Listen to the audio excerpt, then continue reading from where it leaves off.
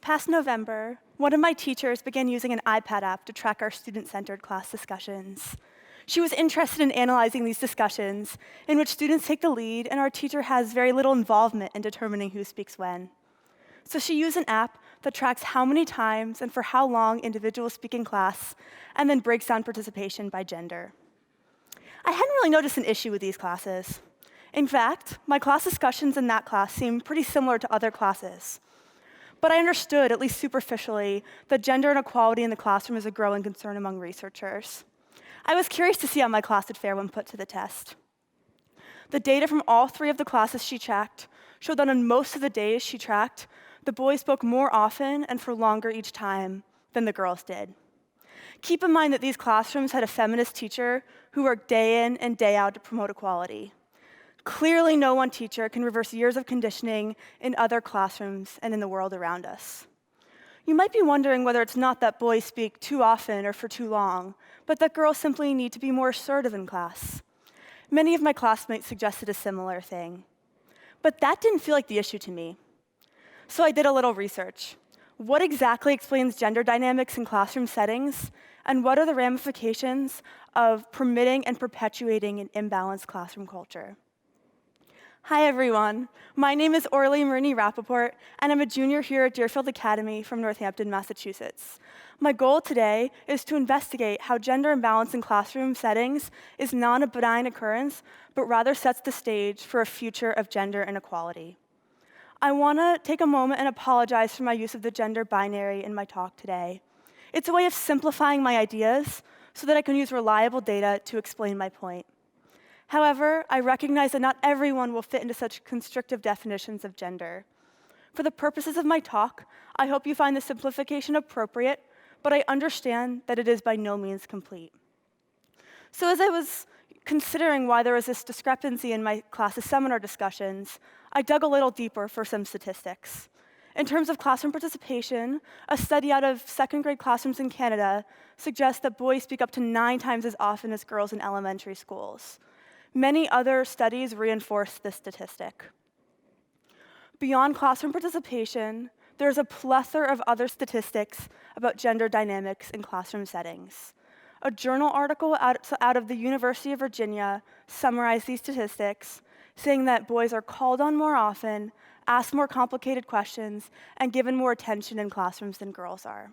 In an article for Time magazine from 2015, writer-activist Shreya Kamali commented on 2 different studies about gender dynamics in classroom settings, saying, and I quote, "Researchers found that girls often score higher than boys on name-blind math tests, but once presented with recognizable boy and girl names on the same tests, teachers award higher scores to boys."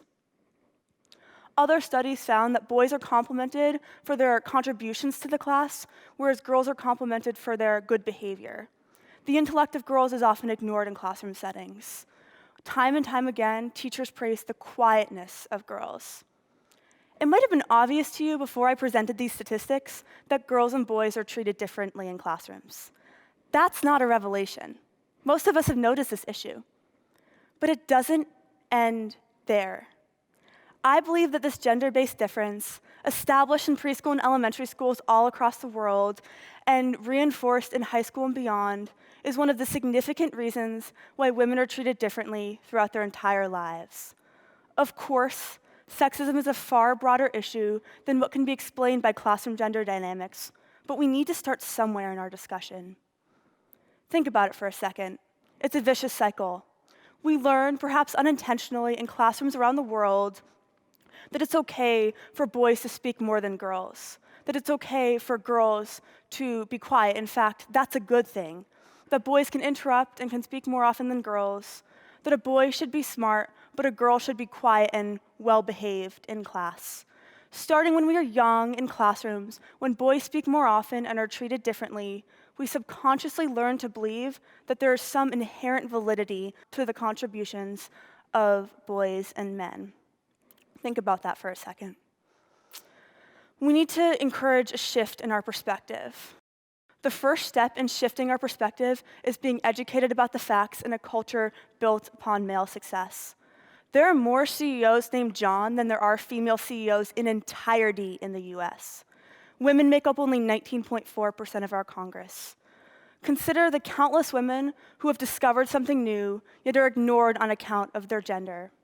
Consider the countless examples of women whose work a man took credit for. Again, this phenomenon extends far beyond classroom gender dynamics, but it starts there when young minds are trained to listen to boys' voices over girls' voices, oftentimes in STEM-related fields, which are already male-dominated. Take Barbara McClintock. In 1948, McClintock discovered that human genes had transposable elements and were capable of swapping, thus causing genetic mutations. She challenged the traditional system of Mendelian genetics with this revelatory discovery. Yet despite its accuracy and relevance to the fields of science and medicine, McClintock was largely ignored until 1961, when a group of men explained the identical phenomenon and people paid attention. They went on to win a Nobel Prize for a discovery they didn't make. Or take Rosalind Franklin, who, in 1951, during her studies in King's College in London, created a diffraction image of DNA. Two male scientists studying DNA at the same time, James Watson and Francis Crick, came upon the image in passing and used it to develop the famous double helix model of DNA still used in biology textbooks today. They went on to win a Nobel Prize for this groundbreaking discovery, but they stood on the shoulders of Franklin. As you probably expect by this point, Franklin received no credit for decades for the photo that cracked the centuries-long mystery of our DNA. It extends beyond the field of science, too. Think about the number of female authors and artists who had to pretend to be male to be taken seriously. As Virginia Woolf famously said in A Room of One's Own about works of literature attributed only to anonymous, and I quote, "I would venture to guess that Anon, who wrote so many poems without signing them, was often a woman." Even as recently as 1997, soon-to-be best-selling author Joanne Kathleen Rowling published her first Harry Potter novel under the pseudonym J.K. Rowling because she was concerned that boys would not want to read a book by an author they knew to be female. She didn't even put her photo on the back of the book. Would she have become as famous if she had presented herself as a woman from the beginning? The world will never know. Isn't it possible that these examples in science, writing, and more originate from what happens in our classrooms? To change the big things, to change the culture in which women are often ignored, not believed, and seen as lesser than men, we need to start small. We need to ensure that in elementary schools all across the world, girls are given the time and attention they deserve. We need to ensure that we see boys and girls as equals when they are young, that we invite girls' perspectives, that we do not blame girls in a classroom when discussions are unequal.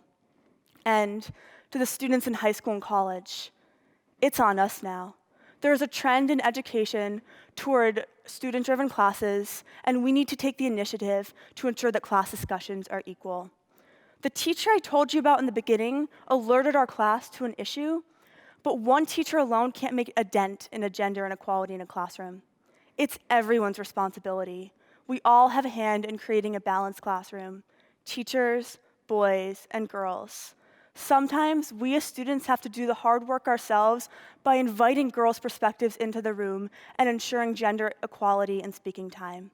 Maybe then we'll start forming a culture in which women's voices are valued everywhere, not just when an iPad app alerts us to an issue. Thank you.